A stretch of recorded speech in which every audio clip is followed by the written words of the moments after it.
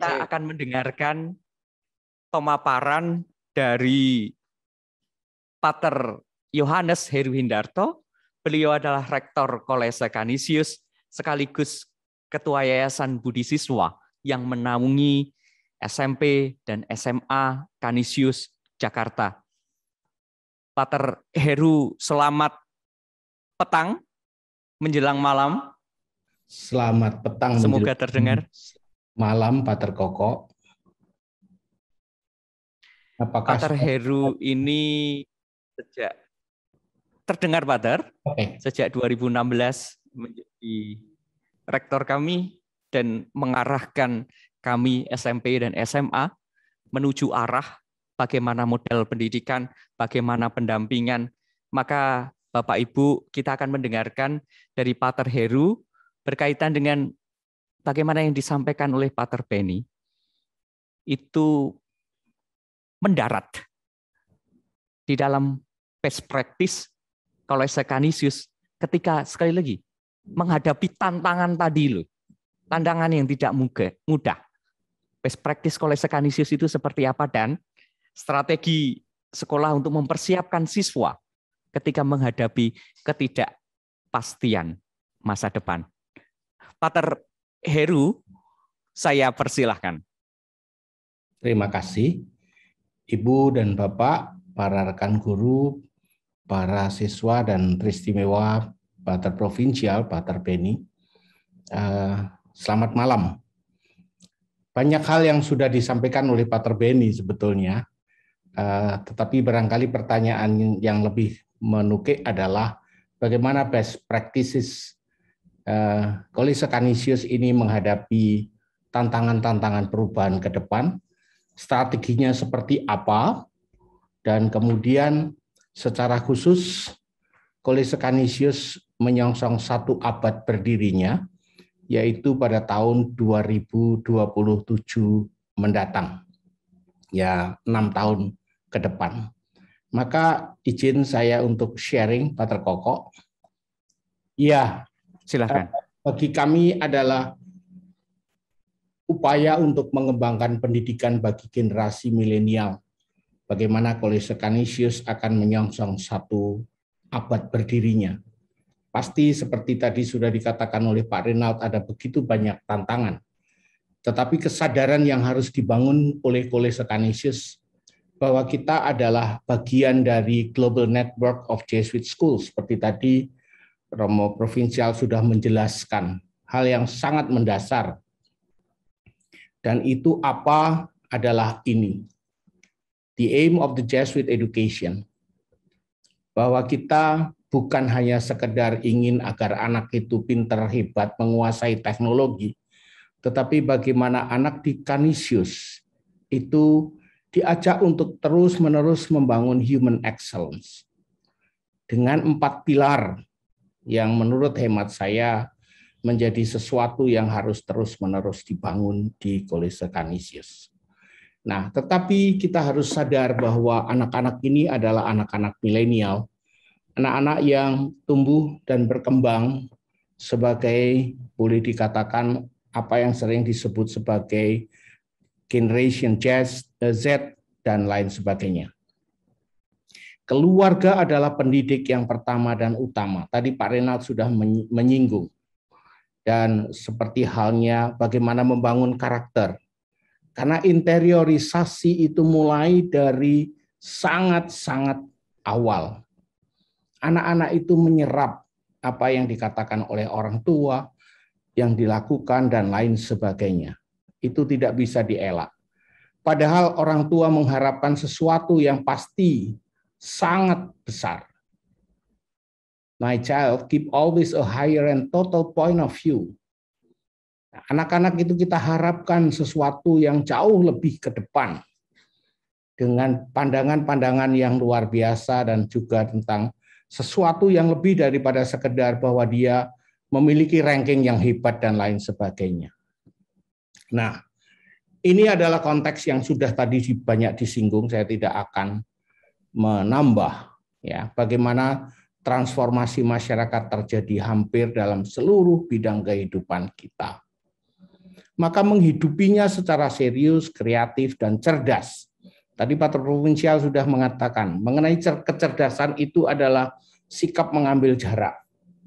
Menjadi cara hidup dan cara bertindak yang harus dibangun. Way of life dan way of proceeding anak-anak kita. Nah, memang perubahan-perubahan itu muncul seperti ini. Kalau dulu orang tua kita itu dan mungkin kita itu takut karena hal-hal yang di atas. Anak-anak itu takut yang di bawah ini sekarang. Ya, bukan hal-hal yang di atas lagi. Bukan sabuk, bukan kemoceng, bukan sapu, bukan tempat ini, tetapi tidak adanya sinyal, pulsa dan lain sebagainya. Bagaimana juga anak mencatat, itu sudah berubah. Bahkan bukan hanya anak, tetapi orang-orang dewasa pula. Teknologi dimanfaatkan dengan begitu dahsyat di sana. Bagaimana orang membaca?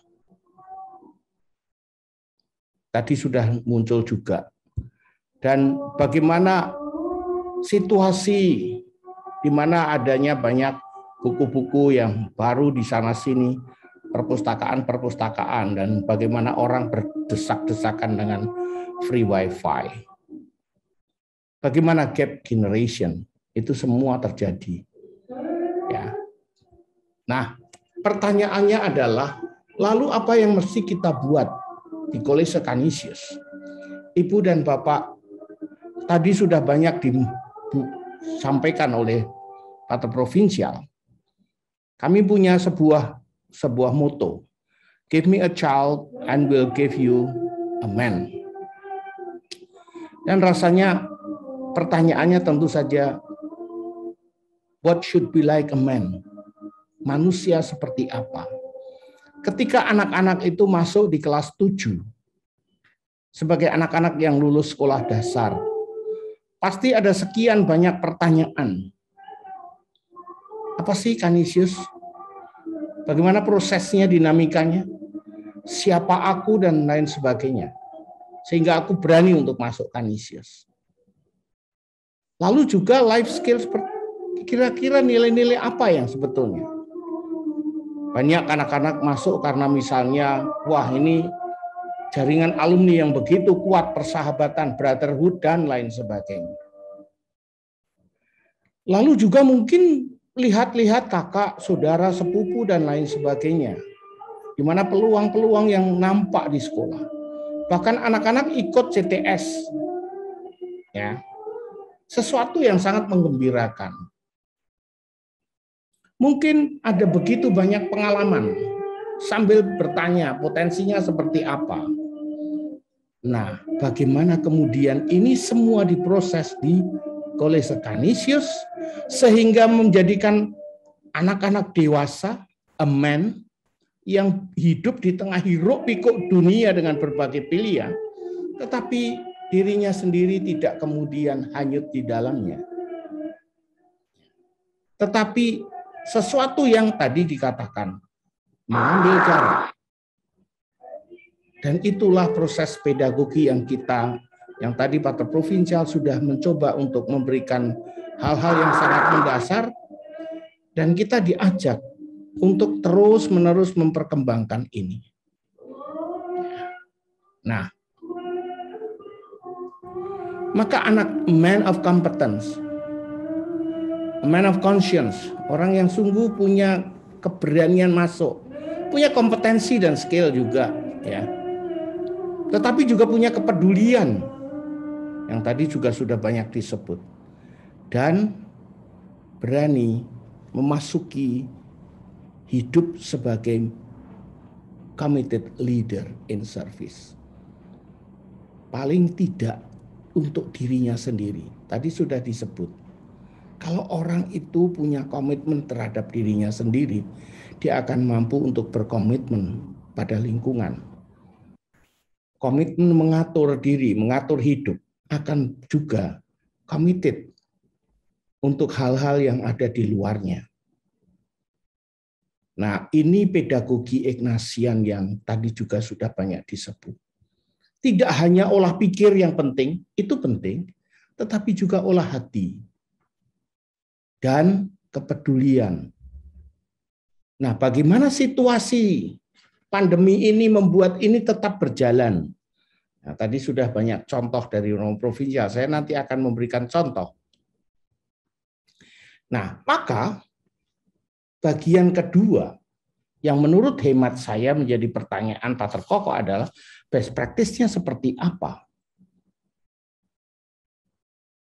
Bagi saya, anak dalam kebersamaan entah di ruang virtual maupun di dalam ruang-ruang kelas, memang mereka bersama, tetapi tetap merasa terlayani sebagai pribadi. Ada kura personalis, ada sapaan, dan sapaan dari Bapak Ibu guru. Kenapa kamu kok murung? Kenapa kok ada begini dan begitu dan lain sebagainya. Memang pribadi itu sendiri, tetapi juga untuk bersama. Being meant for and with others. Ya, bahwa anak-anak itu adalah anak-anak dengan kepribadian yang bukan lagi hanya untuk dirinya sendiri, tetapi juga untuk lingkungan, untuk banyak kawan yang lain. Di ruang-ruang kelas beberapa kali saya kunjungi, dan saya merasa indah karena apa? Semua anak memang membuka kameranya misalnya, tetapi tidak membuka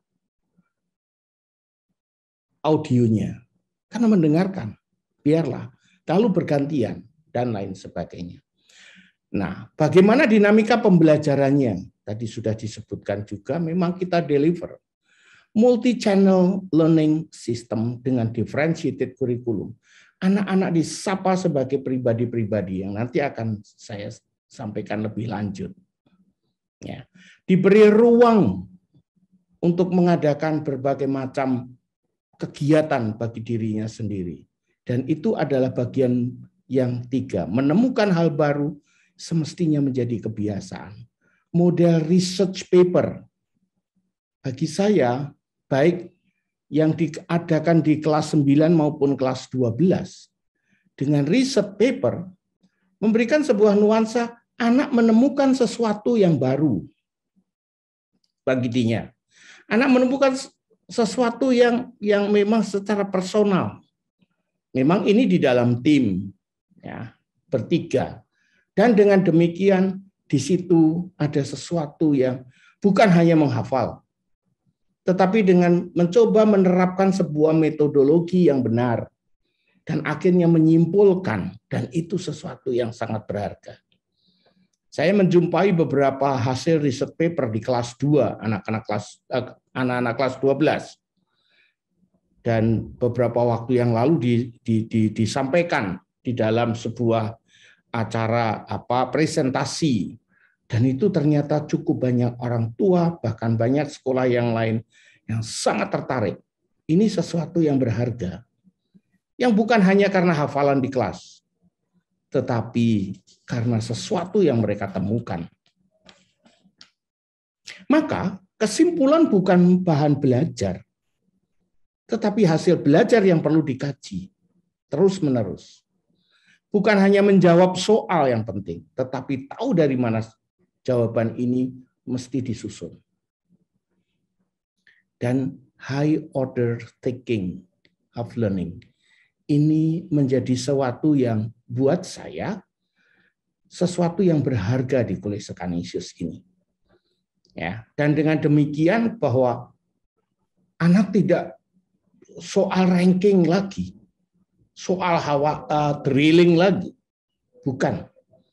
Tetapi sebagai cara belajar yang memang edifying bagi saya, yang mendidik, menemukan sesuatu.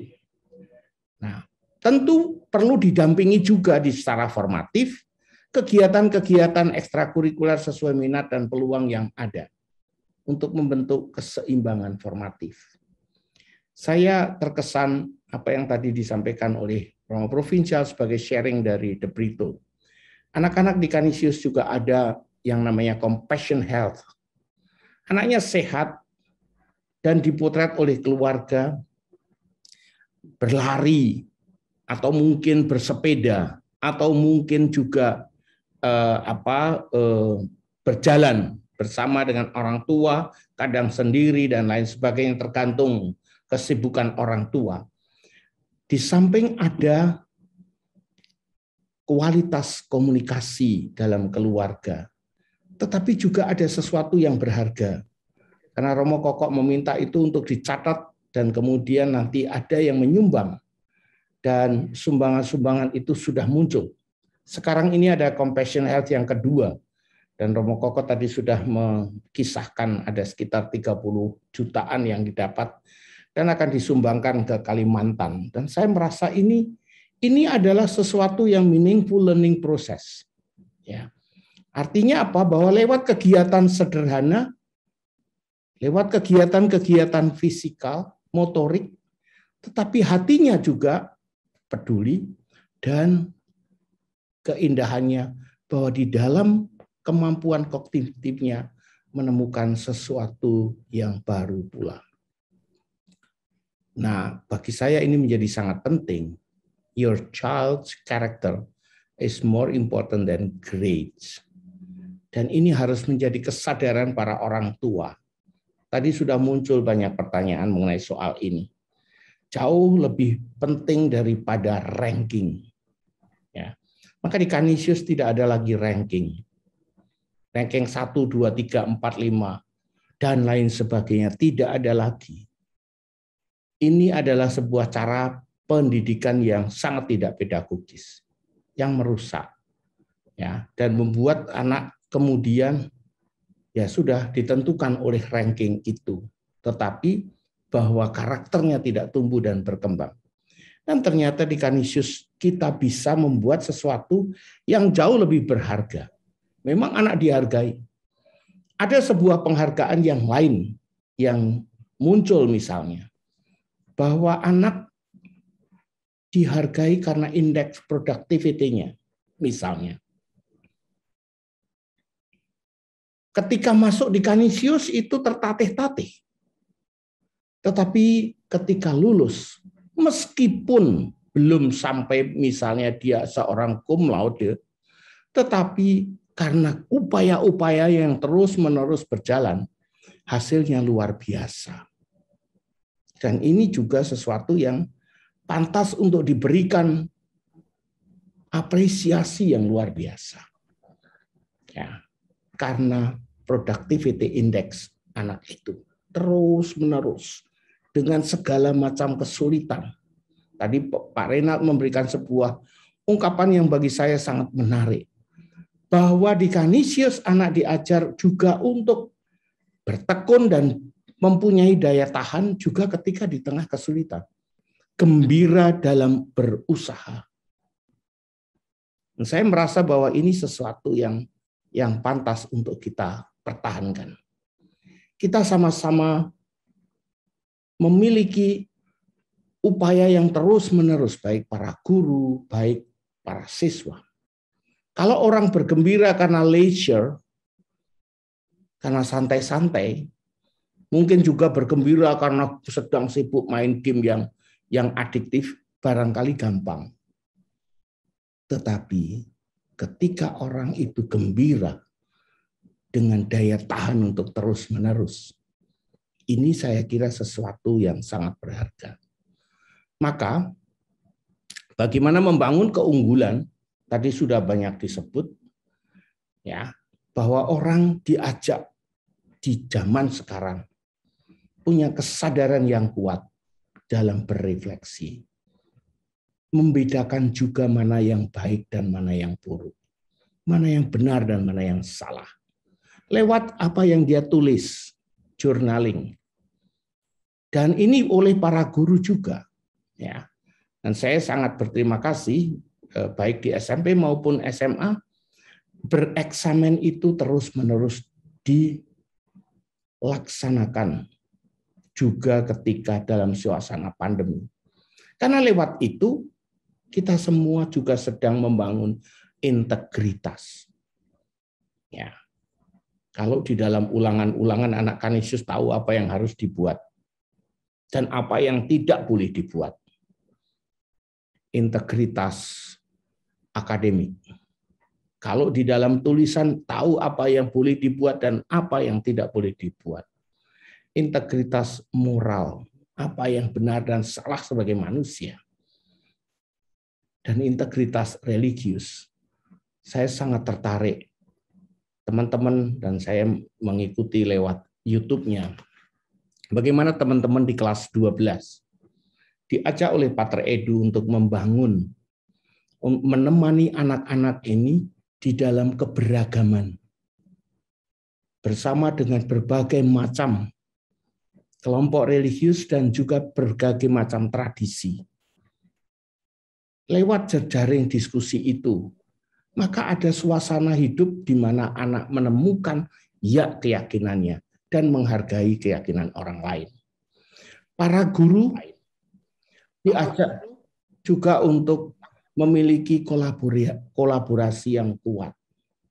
Bukan hanya kolaborasi dengan yang disenangi, dengan satu mata pelajaran, mungkin juga lintas pendekatan interdisipliner. Ke depan menjadi semakin penting. Entah itu matematik, entah itu sains, entah itu ekonomi dan lain sebagainya. Ada sesuatu yang terus-menerus dibuat sebagai sebuah sistem di mana teaching teams ini tumbuh dan berkembang.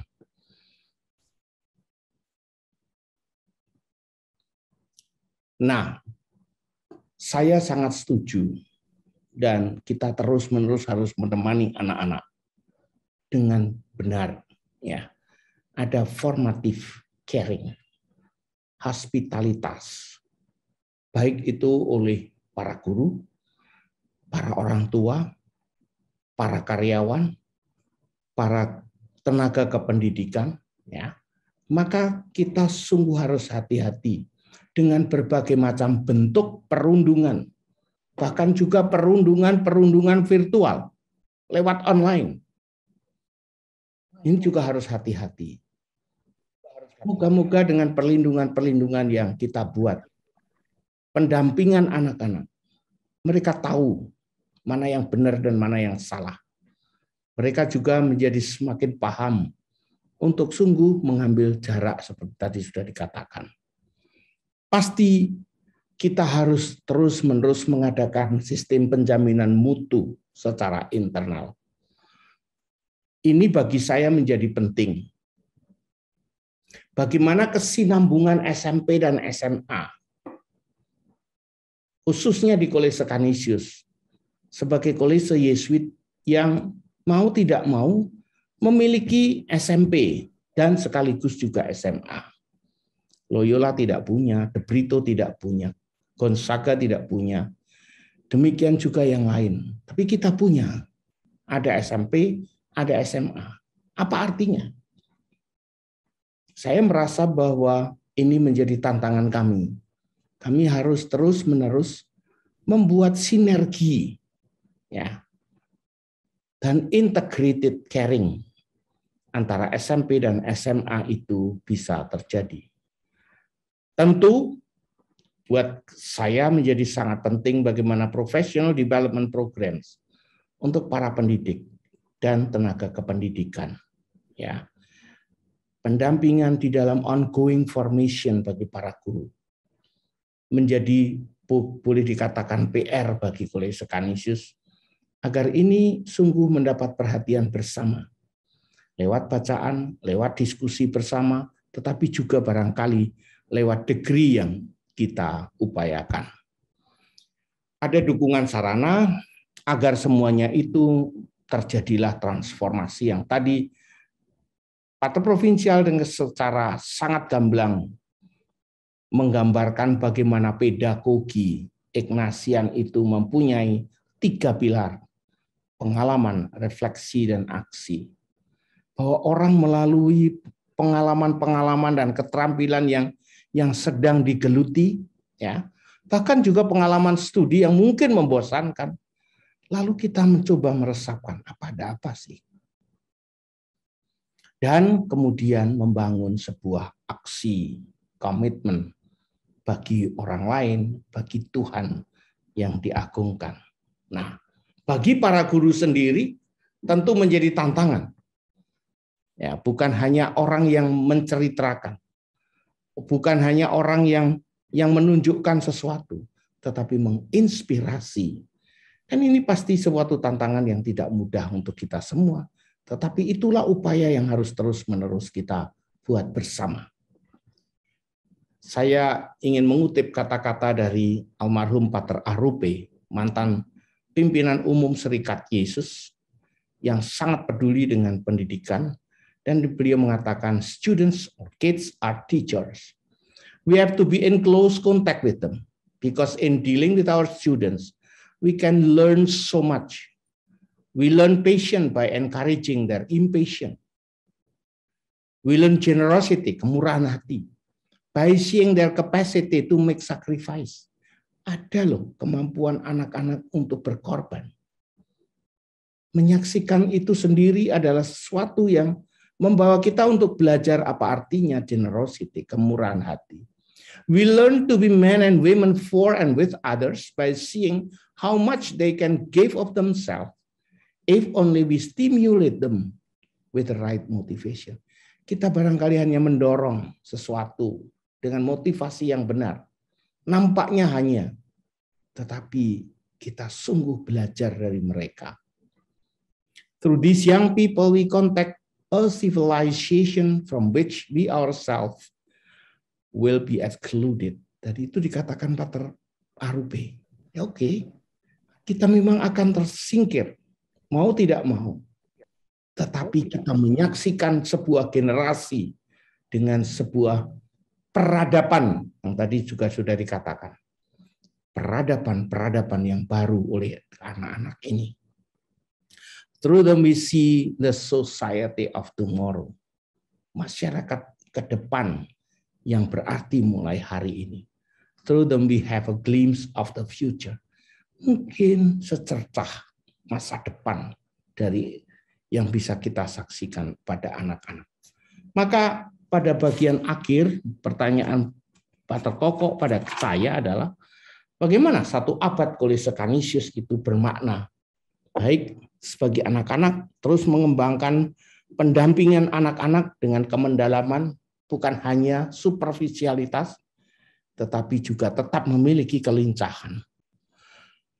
Ini sejumlah hal ya yang bisa menjadi sebuah pemantik diskusi. Kita terus-menerus mengintegrasikan perspektif education, ya, pendampingan pribadi, SMP SMA yang semakin kokoh. Dan kita harus terus-menerus mengembangkan interactive learning dynamic, apapun bentuknya, upaya seperti apa.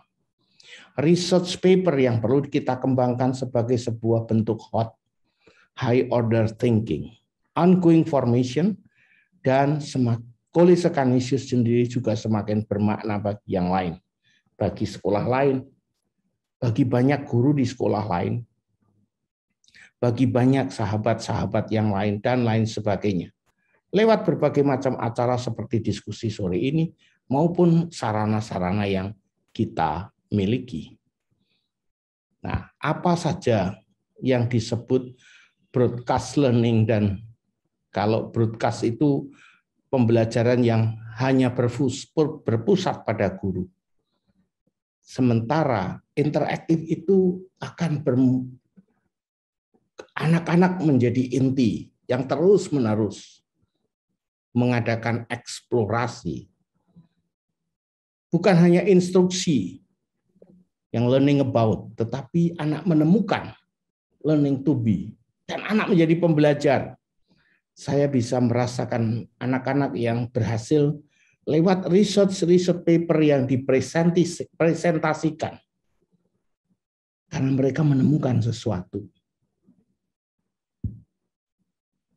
Dan mereka pun juga berkolaborasi karena di dalam tim. Kelas menjadi hidup, bukan lagi hanya kelas yang berpusat semata-mata pada guru. Ada multi channel, tetapi ada berbagai macam juga resources yang terus-menerus dikembangkan oleh anak-anak. Dan last but not least tentu saja bukan one size fits for all, tetapi one size fits for one buat anak-anak. Mungkin anak-anak yang tidak bisa menemukan sampai pada titik cum laude atau dan seterusnya, tetapi bahwa anak-anak itu mempunyai usaha yang gigih terus-menerus sampai pada sebuah titik tertentu dan berkembang, haruslah mendapatkan apresiasi kita. Maka ada sejumlah hal, tadi sudah dikatakan soal pedagogi, kreativitas kita. Pandemi tidak boleh menyurutkan imajinasi kita. Demikian juga pasca pandemi.